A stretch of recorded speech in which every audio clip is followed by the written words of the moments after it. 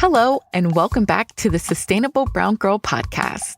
This show exists to provide representation for women of color in the environmental space, to highlight their stories, and to educate the masses about how to be more eco friendly every day.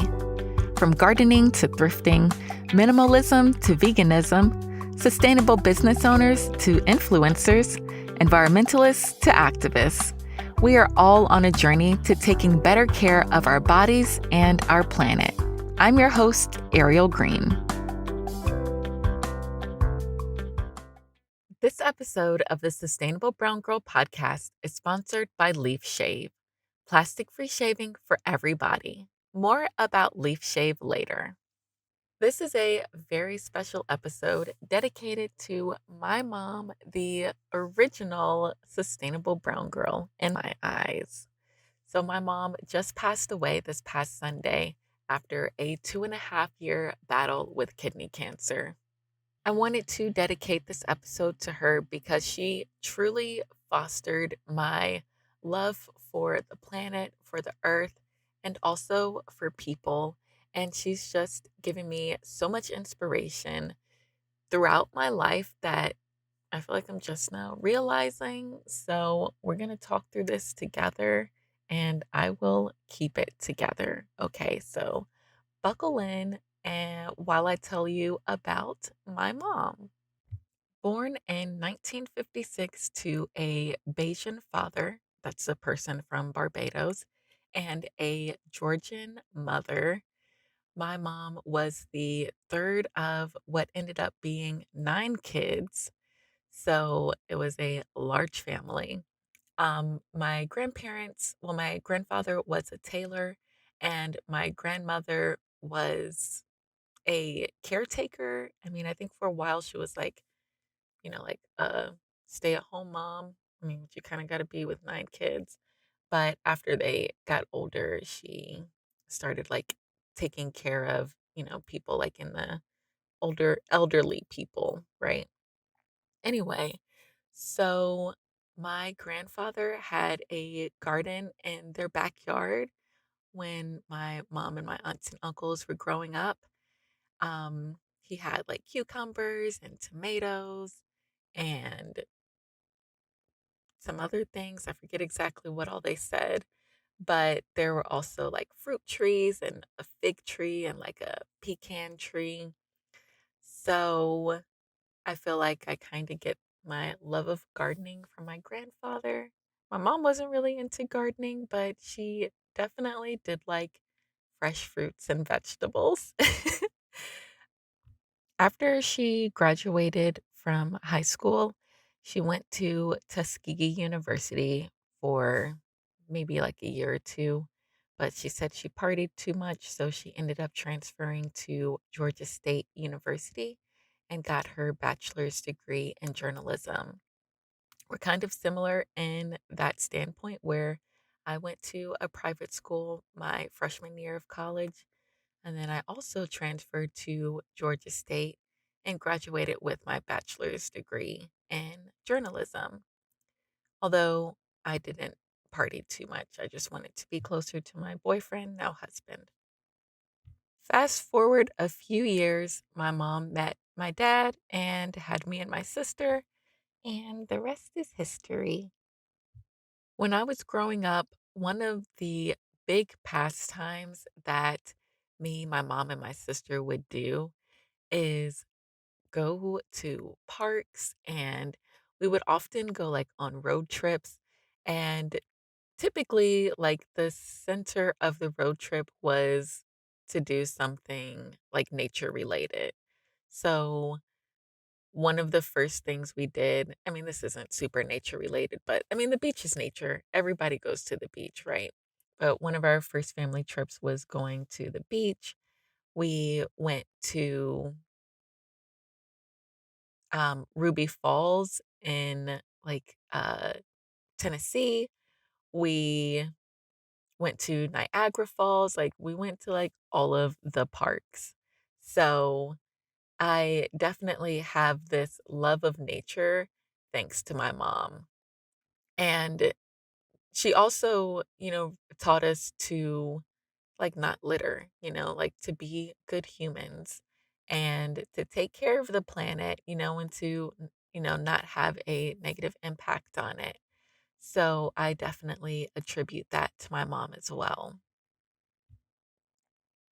As I mentioned earlier, my grandfather was a tailor, so he would make a lot of my aunts and uncles' clothing. I'm not so sure about my uncles, but I know for sure my aunts have said that he made dresses for them. Like he made my mom's prom dress.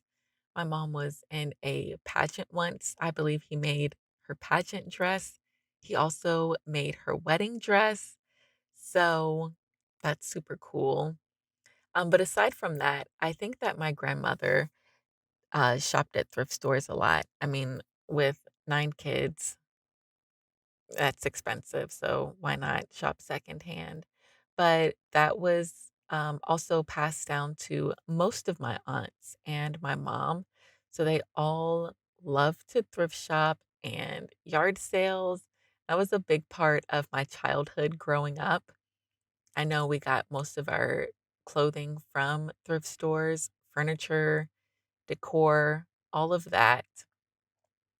Once I got a little bit older, like in middle school, and started caring more about what people thought about me, and fast fashion started becoming a thing, I didn't shop at thrift stores as much anymore, but now I do again, and definitely attribute my, willingness to go thrift store shopping to my mom and my aunts. Oftentimes, when we talk about people of color and sustainability, we talk about the innate sense of sustainability. So, while, back in the early days, the 50s and 60s and 70s and 80s and 90s, when I was growing up, um, you know, you're thrift shopping and it's not like the sustainable thing to do. It's just that's what we could afford with my mom being a single parent and my grandparents having 9 kids. Um, so you appreciate the things that you have and you try to take care of them for sure. Mom taught me how to like mend things. I was going to say she taught me how to sew, but not really. But like if I had a hole in a shirt or something, she taught me how to like mend the hole. So even now, I still am mending things that are still, in good use, but just need a little extra help. Also, big on reusing things. So even though she may use like a plastic fork or a plastic spoon, she would wash and reuse it. Like, I try to refuse or not use plastic things. But if I do, like, I'm not even gonna lie, I don't wash and reuse it. I know that I should. I just throw it away. Okay, that's why I try not to use them often. But no, my mom would wash and reuse plastic cups, spoons, forks, sometimes even straws. And recently, she gave me some apples and she put them in a Ziploc bag. So when I got home and I was, like unpacking the apples, I noticed that the Ziploc bag had tape on it. I'm like, what the heck? Why is there tape on here? What is my mom doing? So I took the tape off and I realized that she covered up a hole that was in this plastic Ziploc bag. If it was me, I would have thrown it away. But no, my mom taped up the plastic bag and kept reusing it. Also, too, I was in her bathroom and I was like looking under the counter and I saw like a baby wipes, Huggies, like baby wipes dispenser. And I was like, oh, I wonder if there's some wipes in here. No, there were not. It was being reused to hold something in it. And like, that's what people of color do. We reuse things. And even more so than I would. Like, I'm the host of Sustainable Brown Girl. I should be doing these things, but I don't. And, I just feel like it's more innate in some of the older generations to really reuse things. And so, like just seeing that, it just reinforced the fact that, yes, my mom is a sustainable brown girl. And, like she's inspired me to be more sustainable in my life as well. She would always save her recycling for me, even though she had like a recycling facility close by to her. She would save it for me, so we would go and recycle together, and it was just something that she would do even before I started recycling. My mom still would recycle. So, like the environment, even though she didn't necessarily, look at it from an environmental standpoint, like I'm doing this to save the planet, she still realized that it was something important to do. I've also talked a bit in the past about how my family was vegetarian for a while. And although it wasn't for sustainability reasons, it definitely did or has helped me on my sustainability journey. Even though I'm not vegetarian now, by being vegetarian in the past, it's um, made it easier for me to, like not eat meat and to look at meat consumption in a way that maybe most people would have difficulty, um, doing from on their own without having that background. When it comes to beauty, my mom was definitely like an understated person. She never wore makeup. I think the one time she bought foundation, it was purchased to cover up like imperfections on her legs. Like maybe she had a bruise or like varicose veins or something. But no, she never wore makeup or really had an extensive beauty routine. Um, she even rarely shaved, but she did buy, when she did shave or when me and my sister started shaving, we'd buy the cheapest disposable razors, which would give nicks all of the time. So shaving was not a pleasant experience for me. I did not enjoy it. And, I'm kind of like my mom now, where I don't shave that often. But when I do, I choose my leaf shave razor. Thank you so much, Leaf Shave, for sponsoring this portion of the episode. For those of us who choose to shave, it can be an important part of our beauty routine. In an effort to reduce my plastic waste and to have a better shave experience, I made the switch to a metal razor. The Leaf Razor was the first metal razor that I tried over 2 years ago, and I still love it because it's so easy to use. My favorite feature of the Leaf Razor is the unique pivoting head that was reminiscent of my old disposable razor. This made the switch easy as there wasn't much of a learning curve after getting used to installing the blades. Easily shave your legs, armpits, face, or even your head with the leaf razor without worrying of getting any nicks. So, if you're looking for more swaps to make this plastic free July, consider switching to a metal razor with Leaf Shave. Visit leafshave.com to learn more or click the link in the show notes. Thanks, Leaf Shave, for sponsoring this episode. I feel like I've covered pretty much all of the traditional sustainable things that my mom has done that has inspired me to have my love and care for the planet and my impact on the planet.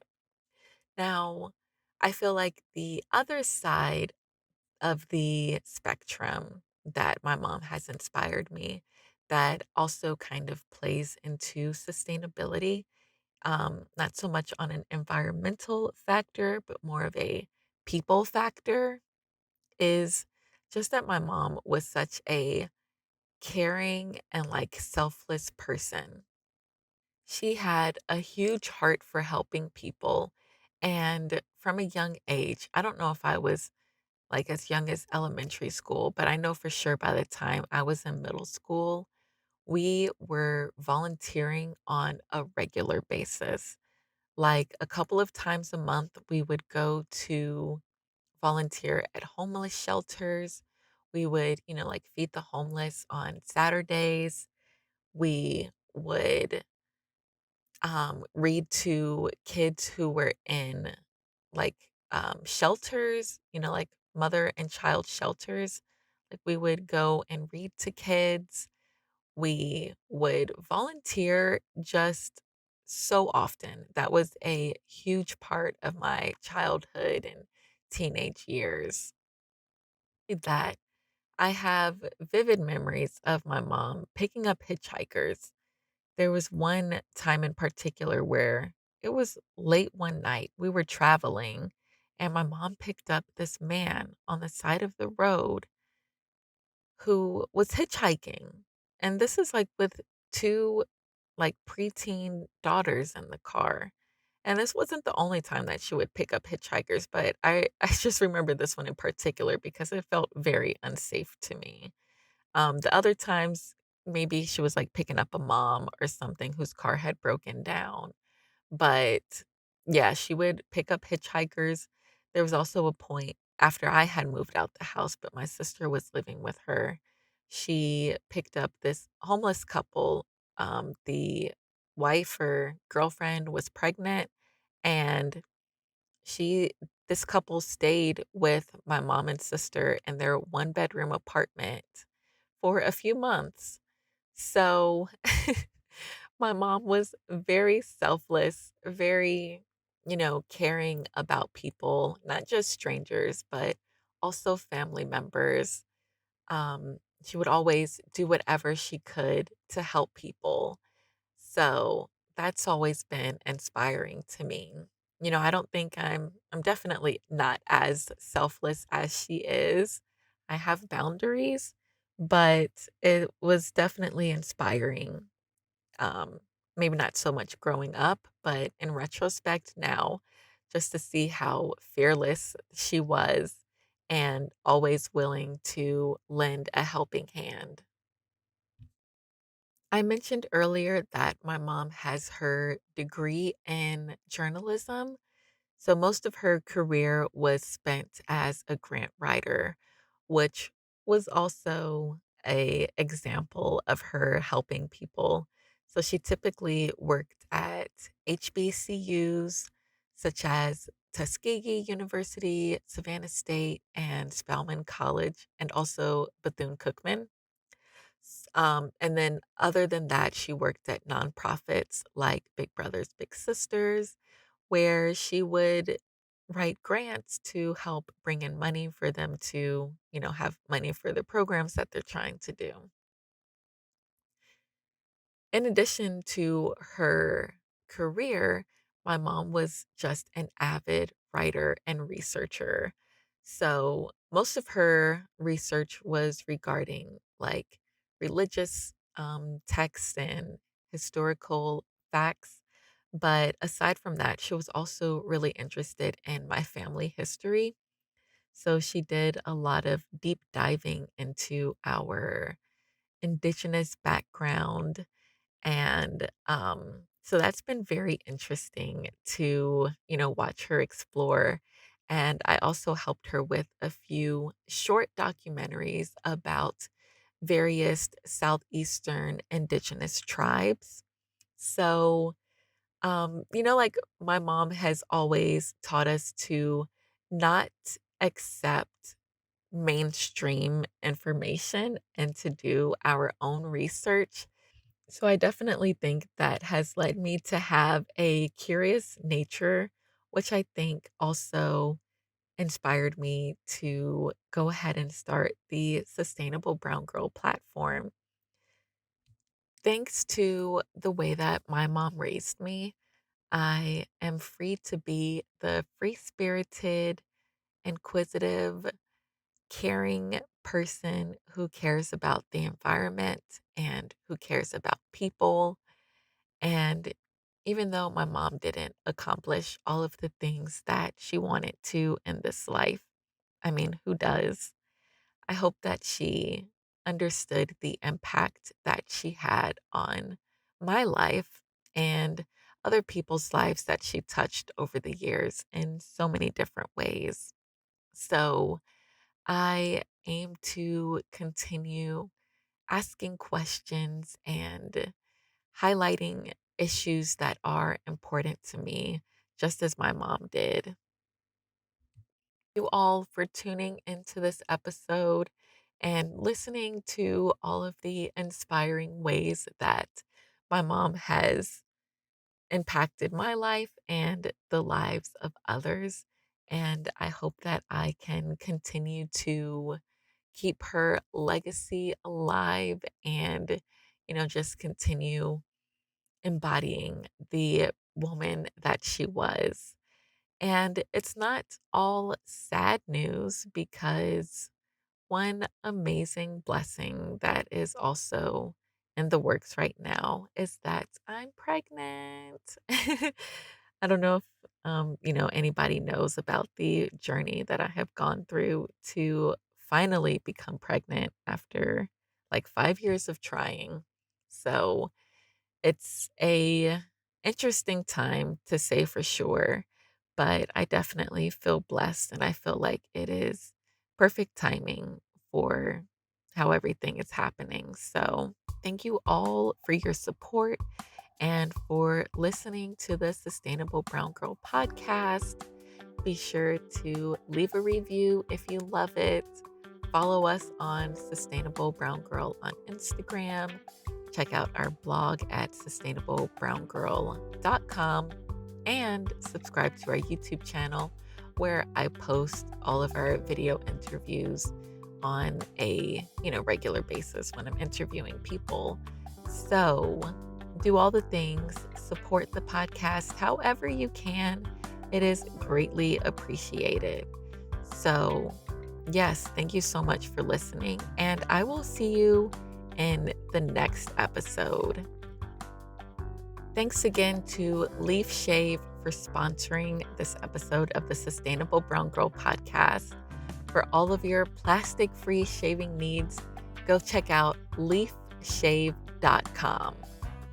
Until next time, continue making better choices for the health of your body and the health of your planet. Thanks for listening.